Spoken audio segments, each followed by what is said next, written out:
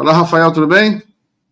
Boa noite, Miguel. Boa noite aí a toda a audiência da Fórum, né? Esse canal tão importante da mídia progressista, né? Que cumpre essa tarefa hercúlea que é furar a bolha aí da mídia hegemônica.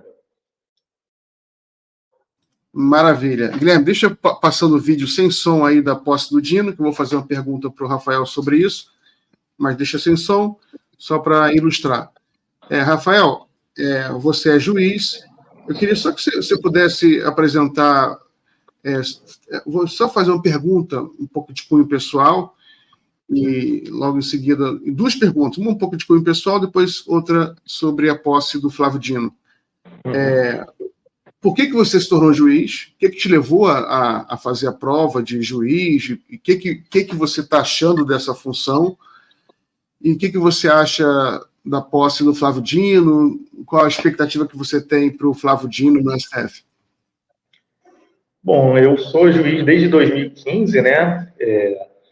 Enfim, eu poderia dizer que o que me levou a ser juiz, talvez uma influência muito grande da família, né? A minha mãe era servidora da Justiça Federal, já falecida, era oficial de justiça, meu avô, advogado, meu avô trabalhou, inclusive, muitos anos, né, com Sobral Pinto, que é um dos maiores advogados da história do país.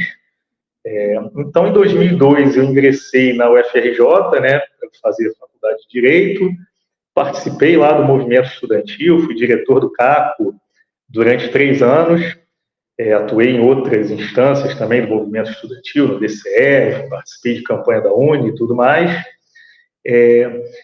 Cheguei, depois de me formar, a ocupar alguns cargos na administração indireta do Estado, né, cargos em comissão, e quando a minha mãe faleceu, enfim, eu tive que, vamos dizer, cumprir uma tarefa que eu já sabia que teria que cumprir, que era estudar para concurso. E o concurso da magistratura federal foi muito natural para mim, porque eu cresci ouvindo as histórias da Justiça Federal, então eu sempre me senti vocacionado para essa carreira e posso dizer que sou muito feliz na minha vida profissional. Quanto à posse do ministro Flávio Dino, hoje, né, no STF, eu acredito que é um fato muito positivo. O ministro ele tem uma grande experiência na magistratura, né, um magistrado de carreira, foi por muitos anos juiz federal, aprovado em primeiro lugar no concurso, foi presidente da AJUF, né, Associação dos Juízes Federais do Brasil, enfim, e em todos os cargos, né, que ele exerceu na vida pública, ele sempre se destacou, né, foi deputado, foi governador do estado do Maranhão, enfim, promovendo uma verdadeira revolução, né, naquele estado, né, um estado muito pobre, né, da federação, e enfim, tanto que ele saiu com uma aprovação muito grande, né, do mandato dele, foi eleito senador, cumpriu um grande papel no Ministério da Justiça, né, principalmente no enfrentamento a essa tentativa de golpe de Estado que ocorreu em 8 de janeiro, né, que teve seu ápice, né, no 8 de janeiro, e agora, merecidamente, foi indicado pelo presidente Lula para ocupar essa função, que é uma das mais relevantes do nosso país, que é o cargo de ministro do STF. Rafael, uma pergunta. Setores políticos, sobretudo ligados ao Bolsonaro, da extrema-direita, têm tentado emplacar uma narrativa de que o Brasil vive uma ditadura judicial. Eles têm, porque eles estão sendo perseguidos judicialmente, na minha opinião, dentro da lei, não é uma perseguição injusta, é justa, mas, enfim, queria saber a sua opinião. Existe, na sua opinião, uma ditadura judicial no Brasil hoje? Olha, Miguel, de maneira alguma. O que acontece, enfim, é que pessoas cometeram crimes e agora estão sofrendo, né, as consequências. Quem comete crime, naturalmente, se esse crime for descoberto, for definida a autoria, essa pessoa vai sofrer o processo penal e, eventualmente, vai ser condenada e a ela vai ser aplicada uma pena. O que está ocorrendo é uma consequência muito natural daquilo que aconteceu. Eu acredito que aquelas pessoas tentaram ali um golpe de Estado e, enfim, na cabeça dela, eu acho que eles achavam que teriam êxito e que, uma vez tendo êxito, claro, o golpe de Estado muda tudo, né? Aí é um poder de fato que se estabelece e esse poder, ele realmente vai, enfim, partir para a destruição das instituições, né? Como foi o golpe de 64, em que 3 ministros que não eram alinhados à ditadura militar foram caçados, né? O ministro Wanderlei Silva, Vitor Nunes Leal e Hermes Lima. Então, eu acredito que na cabeça deles, eles poderiam fazer algo semelhante em relação ao STF e outras instâncias da justiça não alinhadas ao pensamento dessa força política que tentou o golpe. Muito bem. Rafael, uma pergunta filosófica aqui. A democracia clássica que a gente segue do regime político brasileiro são 3 poderes, né? É um regime de 3 poderes: judiciário, legislativo, executivo. Existe todo esse debate sobre o papel do judiciário na democracia. Para você, qual o papel do judiciário na democracia, o papel que você vê na relação com os outros poderes? Olha, Miguel, eu sempre defendi um judiciário mais autocontido, né? Um judiciário que não interfira tanto nas questões políticas. Um judiciário que, enfim, tenta, na verdade, apenas fazer com que a lei seja cumprida e deixa aí um espaço de deliberação mais para o parlamento, enfim, para o poder executivo. Acontece que a gente tem uma Constituição, né, nossa Constituição de 88, é uma carta chamada prolixa. Então, é uma carta muito pródiga em direitos, né? Enfim,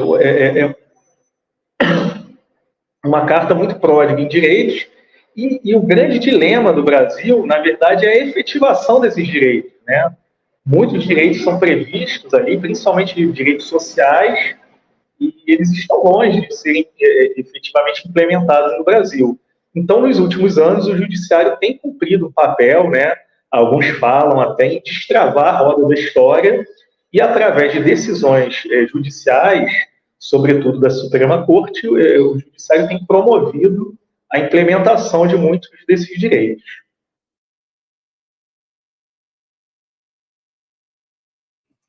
Muito bem, Rafael.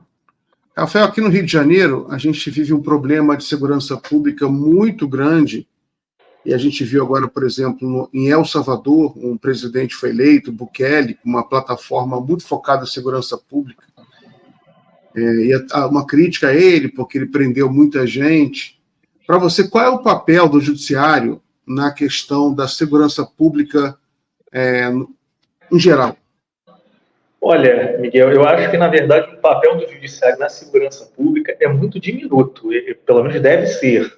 Eu não compactuo com essa ideia de juiz combatente do crime, de juiz que participa do combate à corrupção. Eu acho que o papel do judiciário é julgar os processos que lhes são submetidos, né? O juiz, ele não age de ofício. O juiz, ele analisa fatos e provas, enfim, os processos que a eles são distribuídos, né?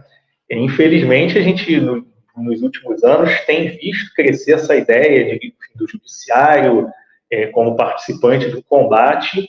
Enfim, eu não concordo com isso. Enfim, me coloco nas fileiras daqueles juristas, né, que são os garantistas, né? Eu acredito que qualquer réu, qualquer indivíduo que é processado criminalmente, ele tem o direito de exercer sua ampla defesa, o direito ao contraditório, e caso seja efetivamente provado que o fato aconteceu e que aquele indivíduo foi o autor, que ele, enfim, ele seja condenado, mas, enfim, essas etapas elas têm que ser cumpridas nos termos que a lei processual penal estabelece. Eu não sou a favor de flexibilização de garantias fundamentais em nome do que quer que seja, nem de segurança pública, nem de outros valores. Porque eu acho que garantias fundamentais são institutos que são civilizatórios, né? A gente, enfim, na Idade Média, a gente existia lá a Inquisição, enfim, a tortura era meio de prova, a confissão era a rainha das provas, né? E a confissão naquela época era obtida corriqueiramente mediante tortura. Então, enfim, foram precisos muitos anos, muitos debates para que a humanidade pudesse avançar e que a gente chegasse a um modelo de processo penal em que o indivíduo ele não é um mero objeto, né? O indivíduo é realmente um sujeito de direitos e que, enfim, pode exercer esses direitos em sua defesa. Enfim, e se for condenado, claro, vai cumprir a pena que é previamente combinada aquele fato. Maravilha, muito bom, Rafael. Rafael, muito obrigado pela sua entrevista. Terminando por aqui, são 7 horas. Forte abraço, bom final de semana para você. Boa sorte no seu trabalho de juiz. Obrigado, Miguel. Agradeço aí pelo convite.